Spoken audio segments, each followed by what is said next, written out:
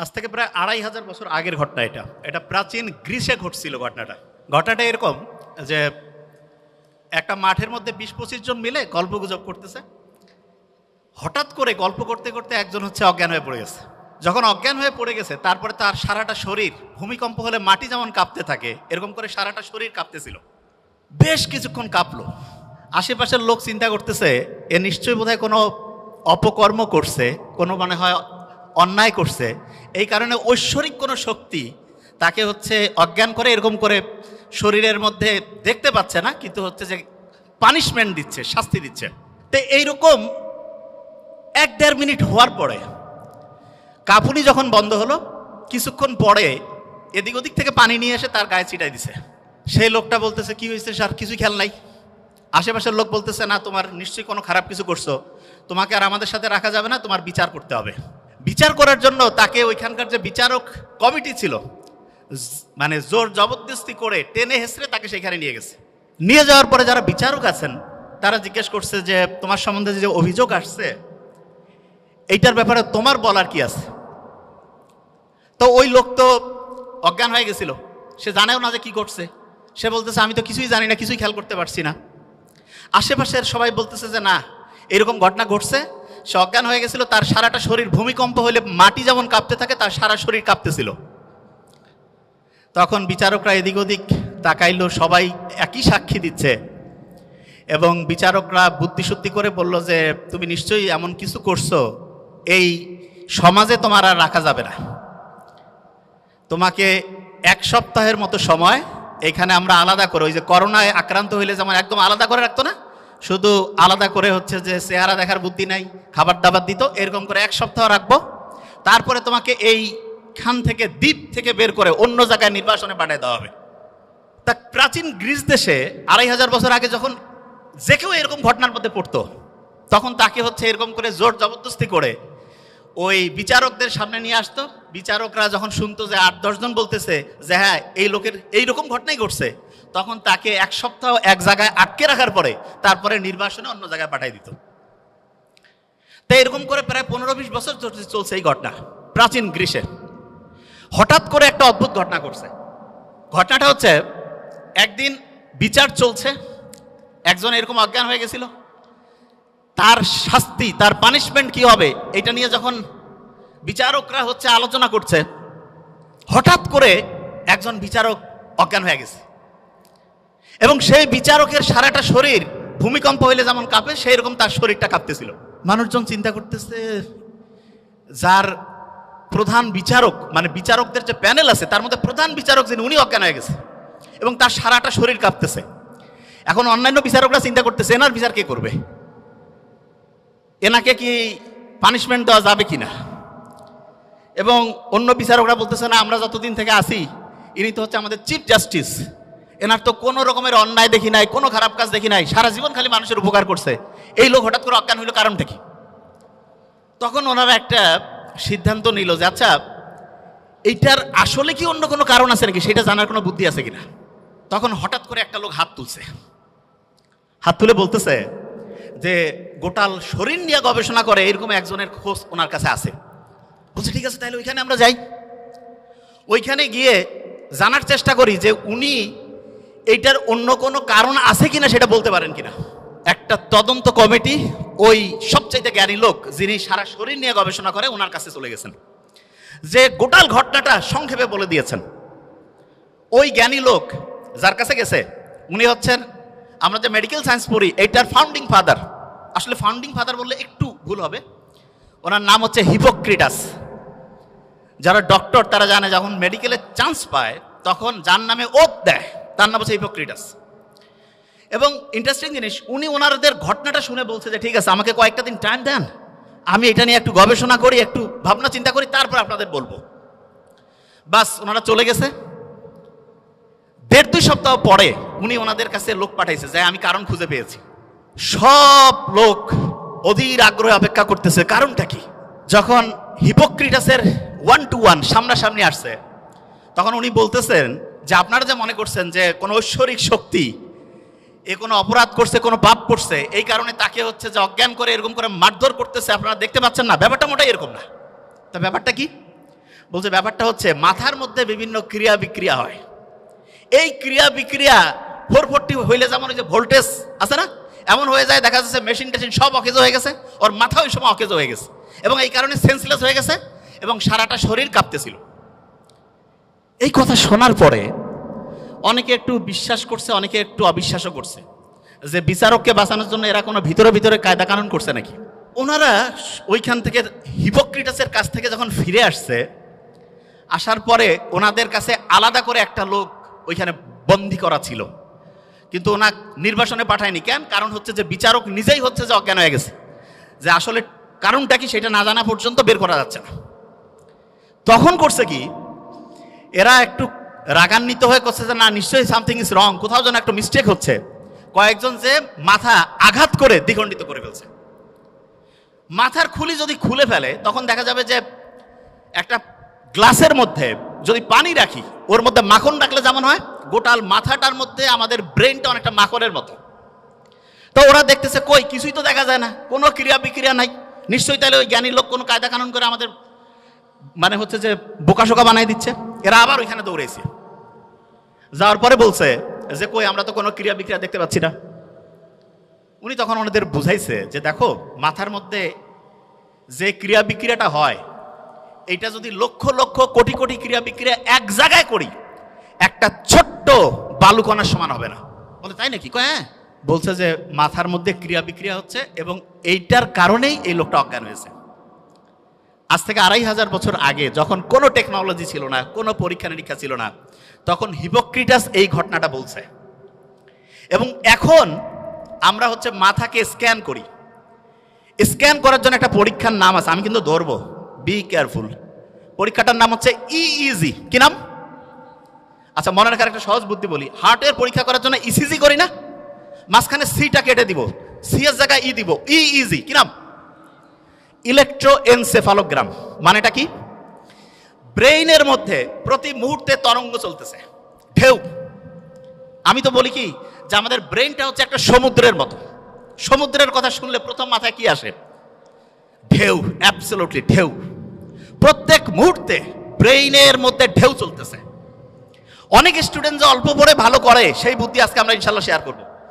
এবং হাফেজ যে হয় মানুষ, অল্প ব্রেন, মাথায় কিছু থাকে না, কোরআন পড়তে গেলে সে শিখে ফেলছে। আল্লাহ কোরআনের মধ্যে এমন একটা অসাধারণ সামঞ্জস্যপূর্ণ শৈলী দিয়েছেন, ব্রেইনের মধ্যে ওই ওয়েভটা তৈরি হয়, ওই তরঙ্গটা তৈরি হয়, যেই তরঙ্গ তৈরি হইলে পরে পড়া লং টার্ম মেমোরি সেন্টারে রিজার্ভ হয়। প্রত্যেক দিন 5 ওয়াক্ত নামাজ পড়ি না, ব্রেইনের মধ্যে মোটা দাগে 5টা ওয়েভ আছে, মোটা দাগে 5টা ওয়েভ। এই 5টা ওয়েভের মধ্যে একটা ওয়েভ আছে সবচাইতে স্টুডেন্টের জন্য প্রয়োজনীয় ওয়েভ। এবং যে কোনো স্টুডেন্ট যে বুদ্ধিমান, সে চিন্তা করতেছে ওই ওয়েভটা যদি আমি তৈরি করতে পারি ব্রেইনে, আর তারপরে যদি আমি পড়ি, 1 ঘন্টায় 3-4 ঘন্টা পড়া হবে। এইটা তৈরি করার 2টা বুদ্ধি। একটা হচ্ছে ন্যাচারালি ব্রেইনের মধ্যে ওই ওয়েভটা তৈরি করা যায়, যেটা তৈরি করলে পরে অল্প একটু পড়লেই পড়া শর্ট টার্ম থেকে লং টার্ম মেমোরি সেন্টারে রিজার্ভ হওয়ার যে প্রক্রিয়াটা, এটা ফাস্ট হবে। আরেকটা আছে আর্টিফিশিয়ালি। আর্টিফিশিয়ালি মানে আমরা নিজেরা চাইলে পরে ব্রেইনের মধ্যে ওই ওয়েভটা তৈরি করতে পারবো। বেশিরভাগ জনের মাথায় আসতেছে যে আসলে ওই ওয়েভটার নাম কি, ঠিক না? 100% তাই তো আসার কথা, যে ওই ওয়েভটার নাম কি, যে সবচেয়ে দামি ওয়েভ যেটা আমাদের দরকার, ওই ওয়েভটা আসলে তৈরি হয় কিভাবে? আর ওই ওয়েভটা আমরা ন্যাচারালি তো তৈরি হলে তো আলহামদুলিল্লাহ, আর্টিফিশিয়ালি যদি তৈরি করতে পারি তাহলে সেটার সিস্টেমটা কি হবে, তাহলে স্টুডেন্ট ভালো হয়ে যাবে। একটা জিনিস, এবং আজকে আমরা যা যা আমি বলছি আমার কিন্তু খেয়াল আছে এবং ঘড়িও আছে, আমি কিন্তু ধরবো র্যান্ডম। এবং ধরার ক্ষেত্রে আমি একটা ক্লু দেই। ব্রেইনের প্রথম পরীক্ষার জন্য আমরা বলছিলাম ইসিজি না ইইজি? অ্যাবসলিউটলি ইইজি, ঠিক না? ইইজি। ব্রেইনের মধ্যে ওয়েভ কয়টা? 5টা। সবচেয়ে ভালো আছে একটা ওয়েভ, যেই ওয়েভটা থাকলে পরে পড়া দ্রুত শর্ট টার্ম থেকে লং টার্ম মেমোরি সেন্টারে যাবে এবং পড়াটা সহজে আয়ত্তে আসবে। এই ওয়েভটা ইংরেজির প্রথম বর্ণের নাম কি? এ দিয়ে শুরু, আলফা ওয়েভ। কি নাম? Alpha wave. এবং আলফা ওয়েভ এইটা যখন ব্রেইনে তৈরি হয়, প্রতি মুহূর্তে 8টা থেকে 12টা, প্রতি সেকেন্ডে 8টা থেকে 12টা ঢেউ চলে। কয়টা? 8টা থেকে 12টা। এখন অনেকে বলতে পারে যে ভাইয়া ব্রেইনের মধ্যে যদি জলোচ্ছ্বাস হয়, যে খুব ঢেউ বাড়তেছে, তাইলে কি হবে? তাহলে যেটা হয় সেটার নাম হচ্ছে গামা ওয়েভ। কি নাম? Gamma wave. ওই সময় প্রতি সেকেন্ডে ব্রেইনে 40টারও বেশি, 60টা পর্যন্ত ঢেউ উঠতে পারে। বেশি ঢেউ উঠলে পরে ব্রেইনে যা রাখতেছি সব ভাষায় নিয়ে চলে যাবে, ব্রেইনে আর রিজার্ভ হবে না কিছু। এই জন্য ব্রেইনে রিজার্ভ করার জন্য আমাদের আলফা ওয়েভ রাখতে হবে, আলফা ওয়েভ। এখন প্রশ্ন হলো আলফা ওয়েভ ব্রেইনে ন্যাচারালি কখন তৈরি হয় সেটা আগে বলি। মোহাম্মদ সাল্লাল্লাহু আলাইহি ওয়াসাল্লাম যে বলছে যে রাতের এশার নামাজের পরে উনি কোনো মিটিং, কোনো মিছিল কিচ্ছু রাখতো না, কোনো কথা নাই, স্ট্রেট বেড, সোজাসুজি ঘুম, আর্লি উনি ঘুমাইতো। আমাদের ডক্টরদের মধ্যে অনেকের লাইফস্টাইল খুবই খারাপ, যত বড় অফিসার লাইফস্টাইল তত খারাপ। কয় যে লেট নাইট প্রোগ্রাম শয়তানি প্রোগ্রামের অন্য আরেকটা নাম, believe me. Late night program, কিসের লেট নাইট? যা হবে আর্লি। এবং ঠিক এশার নামাজের পরে যদি আমরা ঘুমাই তাহলে ইনশাআল্লাহ আমাদের ব্রেইনের মধ্যে একটা সুপার ক্লক আল্লাহ বসায় রাখছে, হাইপোথ্যালামাসের মধ্যে আছে, টিক টিক টিক টিক করে চলতেছে, ওর কোনো টাইম দেখা লাগে না, অটোমেটেড অ্যালার্ম সেট আপ করা আছে, অ্যালার্ম বাইরে থেকে ঘড়িতে দেওয়া লাগবে না। কেউ যদি এশার নামাজের পরে ইনশাআল্লাহ ঘুমায় যায়, ভোর 3টা, 3:30, 4টার মধ্যে ঘুম থেকে উঠবে। কিন্তু ইন্টারেস্টিং পয়েন্টটা ওই জায়গায় না। ইন্টারেস্টিং পয়েন্টটা হচ্ছে বেশিরভাগ স্টুডেন্ট বলে যে আমি রাতে ঘুমাইলাম 12টায়, সকালে উঠলাম 7টা, 7 ঘন্টা তো আমি ঘুমাইলাম। আর একজন ঘুমাচ্ছে রাত 9টায়, সে উঠলো ভোর 4টায়, সেও 7 ঘন্টা। তো অনেকের মাথায় আসে যে 7 ঘন্টা ঘুমাইলে হয়েছে, কখন ঘুমাই, টাইম তো 7 ঘন্টায় হয়েছে, ব্রেন বোধহয় ঠিকভাবেই কাজ করতেছে। নো, এটা ভয়ঙ্কর একটা মিস্টেক, ভয়ঙ্কর। ব্রেনটা রিচার্জ হওয়ার জন্য সবচাইতে দামি প্রসিজার যতগুলো পদ্ধতি আল্লাহ দিয়েছে তার মধ্যে নাম্বার 1 হচ্ছে ঘুম। এখন ঘুমের মধ্যে ব্রেনটা চার্জ হয়, কিন্তু চার্জিং এর সিস্টেমের মধ্যে একটু আল্লাহ টেকনিক লাগাই দিছে। ব্রেইনের মধ্যে যে হাইপোথ্যালামাসের মধ্যে যে মাস্টার ক্লকটা আছে, সে চার্জিং সিস্টেমটা ঘন্টায় ঘন্টায় চেঞ্জ করে। মানে এটা কি, একটু এক্সাম্পল দেই। ধরা যাক কেউ রাত ঠিক 9টায় ঘুমাইছে, ব্রেন চার্জ শুরু হয়েছে, ওই সময় সে চার্জিং পয়েন্টের মধ্যে যে চার্জারটা লাগায় রাখছে সেইটার প্রতি মুহূর্তে চার্জিং ক্যাপাসিটি 100 ওয়াট। কত ওয়াট? 100। এরকম করে 7 ঘন্টায় তাহলে কত ওয়াট চার্জ হবে? 700। কেউ যখন রাত 12টায় ঘুমাইতে গেছে, 12টা থেকে 3টা, এই সময় প্রতি ঘন্টায় তার চার্জিং হবে 100 ইউনিট করে। কত? 3টার পর 4টা পর্যন্ত 50 ইউনিট করে। কত? 4টার পর ফজরের সময়, যে সময় শয়তান আসি কয় আরো ঘুমা, ওই সময় চার্জিং 20 ওয়াট। কয় ওয়াট? 20 ওয়াট। অনেক ছেলে মেয়ে আছে কয় আমি মাগরিবের সময় আমার দিন শুরু, ফজরের পরে আমার দিন হচ্ছে রাতের ঘুম শুরু। মানে রাতে সে ঘুমাইতে যায় ফজরের পরে, এবং সে বলে যে আমি 8-9 ঘন্টা ঘুমাই। আর্লি মর্নিং ফজরের নামাজের পরে ওই সময় চার্জ হচ্ছে 10 ওয়াট। কয় ওয়াট? 10 ওয়াটে সে যদি 10 ঘন্টা ঘুমায়, চার্জ কত ওয়াট হবে? আর আর্লি ঈশান নামাজের পরে 1 ঘন্টায় কত ওয়াট? 100। যে কাউকে যদি আমি বলি যে 100 টাকা একটা দিব আর একটা 100 টাকার ডলার দিব, কোনটা নিব? মূর্খ কবে ভাই আমার ডলার লাগবে, ঠিক না? তাহলে যারা বুদ্ধিমান বুদ্ধিমতী তারা রাতে আর্লি ঘুমাবে নাকি ফজরের সময় ঘুমাবে? আর্লি ঘুমাইলে কি ডলার পাবো না টাকা পাবো? 100 ওয়াট করে প্রতি মুহূর্তে চার্জিং হবে। এখন অনেকের মাথায় একটা প্রশ্ন আসে যে ভাই এটা কিভাবে কাজ করে, কারণটা কি? আল্লাহ ওই যে ঘড়ি হাইপোথ্যালামাসের মধ্যে বসায় রাখছে, সেইখানে ঘুমের মধ্যে 2টা ভাগ করছে। একটা হচ্ছে ডিপ স্লিপ, কি নাম? আরেকটা হচ্ছে বলা যেতে পারে হালকা স্লিপ। বুঝার জন্য, কি স্লিপ? হালকা। তার মানে একটা হচ্ছে ওই যে চার্জিং এর জন্য আছে না, যে পাওয়ারফুল চার্জিং, ওই যে খুব দ্রুত হয়, এইটা হচ্ছে ডিপ স্লিপ। কি স্লিপ? Deep sleep. আল্লাহ এমন মেকানিজম করছে, ডিপ স্লিপটা হবে রাত 9টা 10টা থেকে শুরু করে ভোর 3টা পর্যন্ত। কয়টা? রাত 9টা 10টা থেকে ভোর 3টা। এবং ইন্টারেস্টিং পয়েন্ট, আমরা যে ঘুমাই প্রত্যেকটা ঘুমের চক্র 90 মিনিট। ফুটবল, ক্রিকেট যে আমরা খেলা দেখি, ফুটবলও দেখি। ফুটবল কতক্ষণ করে চলে একটা সেশন, একটা ম্যাচ কতক্ষণ? 90 মিনিট। এই 90 মিনিটের মধ্যে এইরকম একটা ম্যাচ হয়ে গেল, আমার ব্রেইনের মধ্যে একটা সাইকেল পূরণ হয়ে গেল। কয়টা সাইকেল? একটা। এবং প্রথম রাতে আমি যখন ঘুমাবো, প্রথম রাতে, তখন আমার ডিপ স্লিপটা বেশি হবে। কোন স্লিপ? ডিপ স্লিপ যখন বেশি হবে, তখন মূলত আমার চার্জিংটা হাইয়েস্ট লেভেলে হবে। কি লেভেল হবে?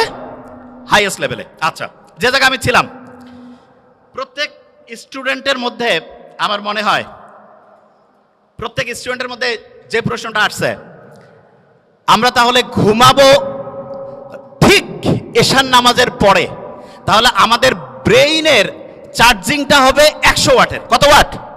100। আচ্ছা, পড়ার ক্ষেত্রে মোস্ট ইম্পর্টেন্ট, ব্রেইনে কোন ওয়েভ দরকার? Alpha wave. ন্যাচারালি আলফা ওয়েভটা আমি পাবো আর্লি মর্নিং। আর্লি মর্নিং মানে হতে পারে ভোর 4টা-5টা থেকে সকাল 8টা-9টা। এই সময়ে ব্রেইনে আলফা ওয়েভ থাকে, এবং আলফা ওয়েভের ঢেউ প্রত্যেক মুহূর্তে 8 থেকে কত? 8 থেকে 12। এই সময়ে 1 ঘন্টায় যে পড়া হবে, দিনের অন্য সময় যখন ব্রেইনে আলফা ওয়েভ নাই, ওই সময় ওই 1 ঘন্টার পড়া পড়তে 4-5 ঘন্টা লাগবে। তার মানে হচ্ছে একটা মুসলমান স্টুডেন্ট বা যে কোনো, সে যে ধর্মেরই হোক, কারণ ব্রেইন সবার জন্য সেম ওয়েতে কাজ করবে। আল্লাহ সবার জন্য কিছু জিনিস ইউনিভার্সাল করে দিয়েছেন। একটা ব্রেইনের মধ্যে আলফা ওয়েভ তৈরি করে যখন স্টুডেন্ট পড়তে থাকবে, তখন দেখা যাবে যে সেই স্টুডেন্ট 1 ঘন্টা পড়লে পড়ে 4-5 ঘন্টার পড়া তার ব্রেইনের শর্ট টার্ম থেকে long term memory centre reserve হওয়ার প্রক্রিয়া গতিশীল হবে। তার মানে যেই স্টুডেন্ট আর্লি মর্নিং পড়বে, সে আলফা ওয়েভ পাচ্ছে এবং তার পড়ার গতি খুব দ্রুত হচ্ছে। এটা হচ্ছে ন্যাচারালি। এখন অনেকে বলতে পারে যে ভাই, আমি ন্যাচারালি তো জানলামই, আমি কৃত্রিমভাবে ব্রেইনে আলফা ওয়েভ তৈরি করতে চাই, সেইটার কোনো বুদ্ধি আছে কিনা? এটা সবচেয়ে ইন্টারেস্টিং, যে আমি কৃত্রিমভাবে যদি তৈরি করতে পারি, যখন মন চাইলে তখন ব্রেইনে আলফা ওয়েভ নিয়ে আসলাম, তার মানে অল্প সময়ে পড়লাম, পড়া হিউজ ভাবে হচ্ছে ইম্প্যাক্ট করে ফেললো। এইটার জন্য আল্লাহ অসাধারণ একটা সিস্টেম দিয়েছেন আমাদের। এবং আমি আশা করব যে কোনো পর্যায়ের লোক, যে কোনো, এখন থেকে এই জিনিসটা ফলো করতে পারে। সেটা কি? বিজ্ঞানীর অবাক হয়েছে, আমরা যখন নামাজের মধ্যে দাঁড়াই, নামাজ যখন কেউ পড়ে এবং মন দিয়ে নামাজ পড়া বলতে কি, আমি এখন একটা ঘটনায় আসছি, মন দিয়ে কেউ যখন নামাজ পড়ে, ওই সময় তার ব্রেইনের মধ্যে আলফা ওয়েভ তৈরি হয়ে যায়। কি হয়? Alpha wave. নামাজ পড়ে আসলাম, এবং ইসলামে কিন্তু ফরজ নামাজটা মসজিদে পড়ার পরে অন্য যে কোনো নামাজ বাড়িতে পড়তে উৎসাহিত করছে। আমার তো মাঝে মধ্যে মনে হয় যে বাড়িতে নামাজ পড়েই বইটা একটু হাতে নেওয়া উচিত। বইটা একটু হাতে নিলাম, নিয়ে একটু যদি পড়ি, ব্রেইনে আলফা ওয়েভ তৈরি হয়েছে। আচ্ছা, অনেকের মাথায় প্রশ্ন আসে যে ভাই, নামাজ পড়লাম, ব্রেইনে আলফা ওয়েভ তৈরি হলো, কতক্ষণ থাকবে? এটা বোঝার একটা এক্সাম্পল দেই। ফ্যান একটা চলতেছে, যদি বন্ধ করি, সাথে সাথে কি অফ হবে? কিছুক্ষণ ঘুরবে না? অ্যাবসলিউটলি এই ঘটনাটা ব্রেইনে ঘটে। যখন আলফা ওয়েভ, নামাজ পড়লাম, নামাজের পরে যদি 20টা মিনিট পড়ি, 20টা মিনিট, 20 মিনিটে দেখবো অন্য সময়ের 1.5-2 ঘন্টার পড়া হয়ে গেছে। তাইলে আর্লি মর্নিং 4-5 ঘন্টা, আর প্রত্যেকবার নামাজ পড়ছি, নামাজ পড়ার পরে যদি 20 থেকে 25 মিনিট করে পড়ি, ইনশাআল্লাহ ব্রেইনে দেখবো 20 মিনিটে 2-2.5 ঘন্টার পড়া হয়ে যাবে। তার মানে বাকি টাইম অন্য যে কোনো কাজই করি না কেন, ইনশাআল্লাহ আমার পড়া, একাডেমিক, তারপরে অ্যাডমিশন, যেই লেভেলে আমি পড়তে চাই, ইনশাআল্লাহ অসাধারণ প্রিপারেশন হয়ে যাবে। এখন হাফেজ যারা হয়, তারা পরে আল্লাহর কালাম পড়ে, ঠিক না? এবং কোরআনের গঠন শৈলীকে যদি অ্যানালাইসিস করে, অবাক হয়ে যাবে, এত সুন্দর মিল। আমি তো আরবি পড়ি, বুঝার চেষ্টা করি। কেউ যদি সূরা নাসটা পড়ে, নিশ্চয়ই মনে মনে একটু আমরা যদি পড়ি, হ্যাঁ, কুল আউযু বিরাব্বিন নাস, মালিকিন নাস, সবগুলোর মধ্যে একটা কি অসাধারণ ছন্দ আল্লাহ দিয়ে রাখছেন। এবং এই ছন্দটা এমন, যেটা ব্রেইনটাকে, তরঙ্গগুলোকে হচ্ছে কুল ডাউন করে আলফা ওয়েভে আনতে হেল্প করে। তার মানে নামাজের টাইম নাই, মন চাচ্ছে যে আমি একটু পড়া আমার আলফা ওয়েভে পড়বো, কোরআনটা বের করে সূরা ফাতিহাটা একটু পড়ি, আর কিচ্ছু করা লাগবে না। তারপরে হচ্ছে 20 মিনিট পড়বো, ব্রেইন আলফা ওয়েভে ইনশাআল্লাহ 20 মিনিট অটোমেটিক কাজ করবে। অনেকে মনে করে কোরআন পড়তেছি, টাইম লস হবে। মূর্খ। ব্রেইনে আলফা ওয়েভ থাকলে যাই করবো, 20 মিনিটে তো 1.5-2 ঘন্টা। কেউ পারবে আমার সাথে? কেউ পারবে? প্রশ্নই আসে না।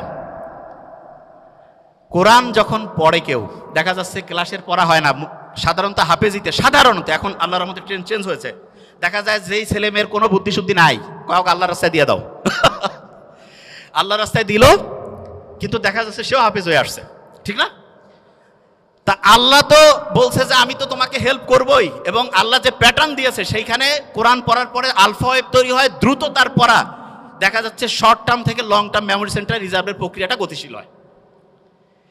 তার মানে আমরা তিনটা জিনিস অলরেডি শিখছি, শেয়ার করেছি তিনটা জিনিস। নাম্বার ওয়ান, আর্লি মর্নিং যদি পড়ি ব্রেনে কোন ওয়েভ? আলফা। যখন নামাজ পড়লাম তারপরে কোন ওয়েভ? যখন কোরআন পড়লাম তারপরে কোন ওয়েভ? আলফা। তিনটা বুদ্ধি পেয়েছি। আচ্ছা, এখন একটা প্রশ্ন আসে, সেটি হচ্ছে অনেকেই বলে যে ভাই আমি তো নামাজ কালাম পড়ি, রোজা রাখি, সবই আছে, একটু ইসলামের বাইরে অন্য কোনো কিছু করি, তা কি এমন হবে? ভালো আমল আর যদি খারাপ আমল কাটাকাটি করে কিছু থাকলে তো আমি ডান হাতে আমল নামা পেয়ে বেহেশতে চলে যাব, এরকম চিন্তা কিন্তু অনেকের মাথার মধ্যে আছে। তাই এইরকম একটা প্লেনের মধ্যে দুইজন যাত্রী পাশাপাশি বসা, একজন মুসলমান আর একজন অন্য ধর্মের। অন্য ধর্মের বলতেছে যে অফার করছে যে একটু ওয়াইন খাও, তা বলছে না না আমি কেন ওয়াইন খাবো, আমি মুসলমান। আরে বাবা তুমি কি এখন মসজিদে আসো নাকি, ওয়াইন খেলে কি হবে? বলছে না আমি ওয়াইন খাই না। তখন যে ওয়াইন অফার করতেছে সে বলতেছে যে তোমাদের যে কি ধর্ম রে বাবা, গির্জায় গেলে আমরা ওয়াইন খাই না, তোমরা আবার মসজিদ না মানে হচ্ছে বাড়ি না, একটু ফ্লাইটের মধ্যে একটু রিল্যাক্স করবা তবু ওয়াইন খাবা না, ব্যাপারটা কি? তখন পাশে বসা যে মুসলমান সে বলতেছে যে এই গাড়ির মানে ফ্লাইটে তো যে এটার যে চালক তিনি কিন্তু খ্রিস্টান। বলছে হ্যাঁ খ্রিস্টান, ইউরোপের ঘটনা। তা বলতেছে আচ্ছা ওনাকে যদি এখন মদ খাওয়ানো হয় তুমি কি জানার পরে এই ফ্লাইটে যাবা? কয় না আমি কেন যাবো। কয় কেন যাবা না? বলছে উনি তো এখন ডিউটিতে আছে, ডিউটিতে কেন হচ্ছে মদ খাবে? তখন ওই মুসলমান বলতেছে যে আমাদের মুসলমানের গোটাল জীবনটাই হচ্ছে অন ডিউটি। অন ডিউটি, পড়া, বিয়া শাদী, কথা বলা, কথা শোনা, যা কিছু আছে অন ডিউটি। বিলিভ মি, এটাই সবচেয়ে সত্যি কথা।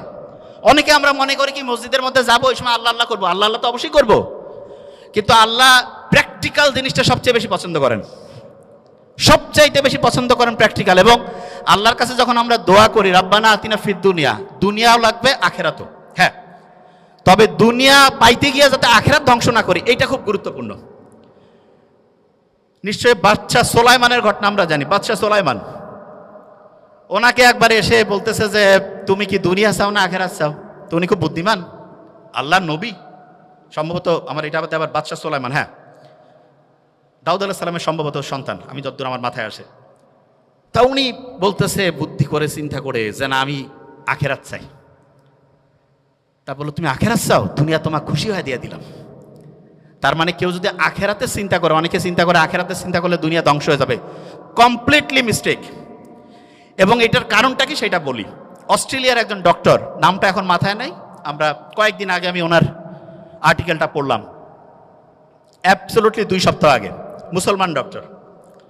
উনি গাজায় গেছে, প্যালেস্টাইনের হচ্ছে যে ইয়া করছে, ওটাকে কি বলে, অপারেশন করছে। তা ইসরায়েল যে ভয়ঙ্কর ধ্বংসলীলা চালাইছে, অজ্ঞান করার যে জিনিসপত্র সেটাও নাই, অজ্ঞান করার জিনিসপত্র নাই। উনি জানে যে অজ্ঞান করার মাঝখানে হচ্ছে জিনিস শেষ হয়ে যাবে। অপারেশনের মাঝখানে ঘুম থেকে উঠছে, উঠে কোরআন তেলাওয়াত শুরু করছে, তারপরে অপারেশন উনি বন্ধ রাখছে। তা যিনি রুগী বলতেছেন আপনি অপারেশন করেন, বলছে ইশারা করছে, কোরআন তেলাওয়াত করছে, ইশারা করছে, বলছে তুমি কষ্ট পাচ্ছ না? উনি কোরআন তেলাওয়াত করছেন। তখন ওই অপারেশনের পাশে যে আরেকজন আছে বলছে না উনি কষ্ট পাচ্ছেন না। তা এই ঘটনাটা যখন শুনলাম তখন মনে হলো আল্লাহ যে বলছে যে কোরআন হচ্ছে শেফা, আমরা তো বিশ্বাস করি সত্যি টঙ্গর মগর বিশ্বাস, খোসর মসর, ওইরকম বিশ্বাস নাই হবে হবে কি না। এবং সত্যিকার অর্থে অ্যানেস্থেটিক মানে অজ্ঞান করার যে জিনিসপত্র একটা নাই, কিন্তু আল্লাহর রহমতে সে কোরআন তেলাওয়াত করছে, কষ্ট পাচ্ছে না। ওই ঘটনাটা জানি তো, আলী রাদিয়াল্লাহু তাআলা আনহুর যে পায়ের মধ্যে তিল লাগছিল, নামাজের সময় বের করতে বলছে। আল্লাহ দেখাই দিচ্ছে। এখন কেউ যদি প্যালেস্টাইনের ঘটনাগুলো একটু অ্যানালাইসিস করে দেখবে আল্লাহ যে আছে, এবং কেউ যদি আল্লাহকে ওইভাবে মন থেকে চায় অবশ্যই অবশ্যই পাবে। আচ্ছা, যে জায়গায় আমি শেষ করবো এখন, ইটালির একটা বিখ্যাত মানুষ আছে যার নাম বুসকালিয়া।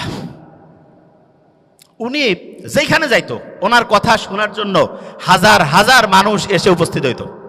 তো ওনাকে একদিন জিজ্ঞেস করছে যে আপনি এত কিছু জানেন কি করে?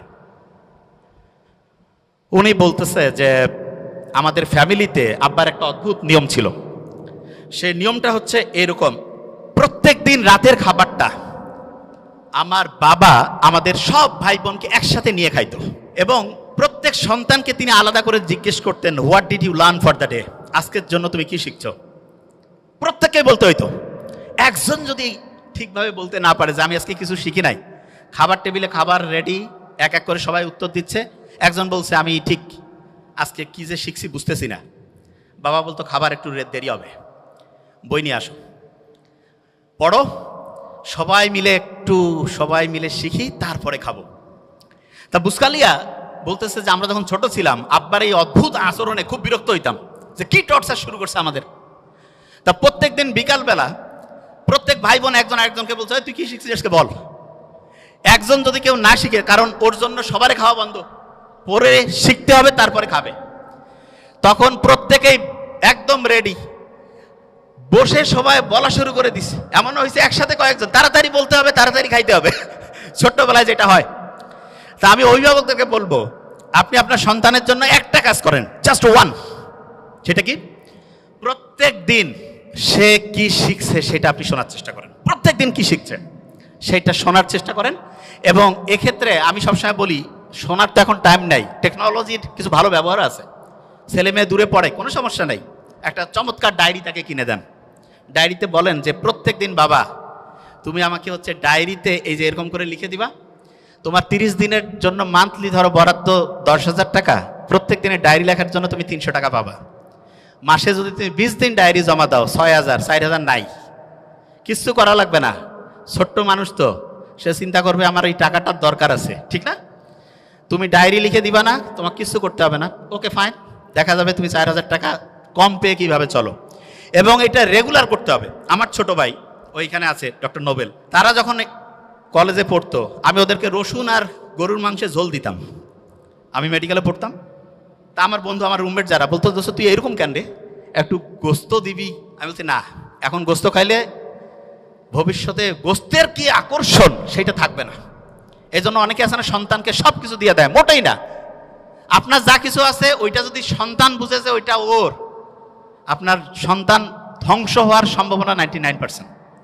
এই জন্য সন্তানকে কষ্ট করাইতে শিখবেন, এবং এটা ম্যান্ডেটরি। এবং তাকে বুঝাতে হবে যে বাবা তুমি যেই ফ্যাসিলিটি পাচ্ছ এটা হচ্ছে এক্সট্রা, তোমাকে নিজে সব কিছু করে সামনে তোমার হিসাব, তোমার আমল তোমার হবে। আমার এখানে যেটা আছে এটা যে তুমি পাচ্ছ এটা তোমার এক্সট্রা দিচ্ছি তোমাকে। এবং সত্যিকার অর্থে সন্তানকে আমরা যেভাবে মানুষ করব সেরকম হবে। আস-সুন্নাহ ফাউন্ডেশন, উম্মার স্বার্থে সুন্নাহর সাথে।